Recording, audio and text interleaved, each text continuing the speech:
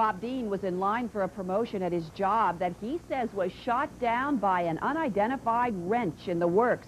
Now he says he knows the problem, an unidentified flying object. Our Doug Bruckner has the story.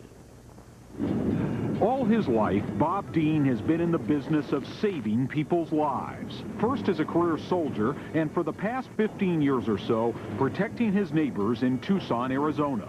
Bob's one of the top workers in the city's emergency management service.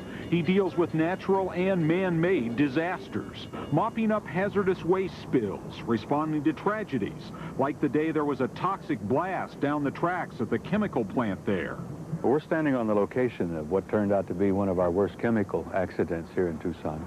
The plant employees were coming out with tears, coughing, gasping, wheezing, because a lot of them had been affected by this toxic gas, and most of them were evacuated and taken to the hospital. Last year, all those years of service seemed ready to pay off in a big way. Bob was just a couple of years past 60 when he found himself in line for the promotion of a lifetime, a chance to be boss, to run the emergency management department. They selected 3 finalists. A very good friend of mine who works up in Phoenix ended up #1 on the list. They offered her the position and she turned them down. Bob was next up, and in the end, he was the only man for the job. He knew it, everybody else knew it. All he needed was for Sheriff Clarence Dupnick to make it official. But days passed, and Bob Dean never got the word he was waiting for, so he called the sheriff, and he was told a final decision had not been made. And I said, I've been a team player, I've played by the rules, I expect at least to have the opportunity to show you that I can do the job.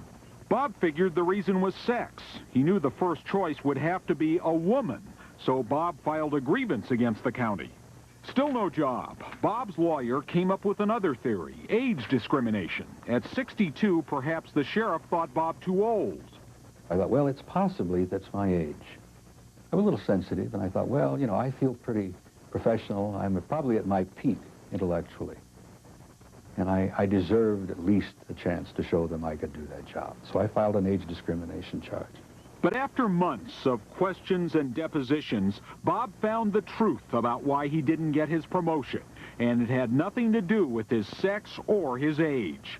No, it had something to do with all those years of public service, and something to do with that picture behind Bob on the wall there. That's a picture of a place called Finger Rock outside Tucson. A lot of people believe UFOs have landed there, and Bob is one of those believers.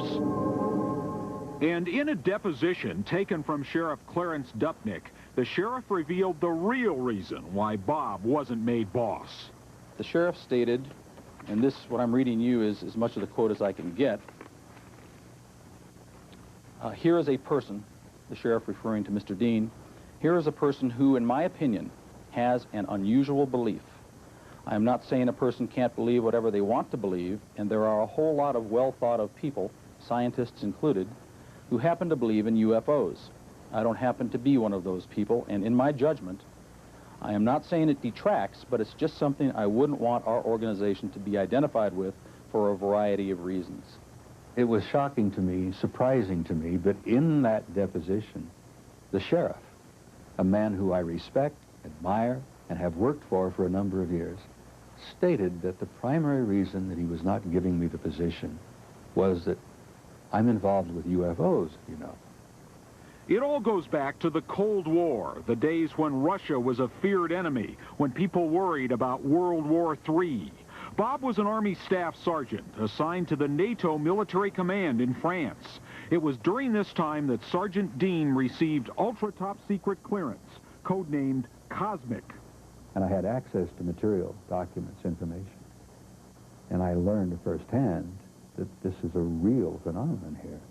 And in 1964, he got hold of a top-secret study, a study about unidentified flying objects. Bob says there were photographs, documents of sightings, evidence that some strange visitors were causing blips on radar screens that the Cold Warriors thought was the enemy.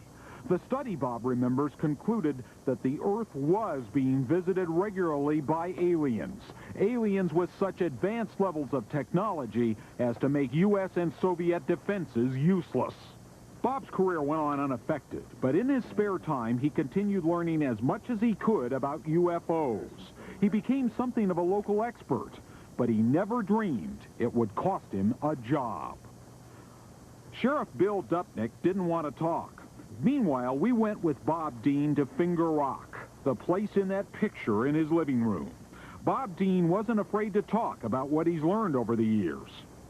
I think that there's an unenlightened public out there that has a right to know. They have a right to understand that something has been going on. And it's so exciting, and it's so important, and frankly, in my own personal view, it's beautiful.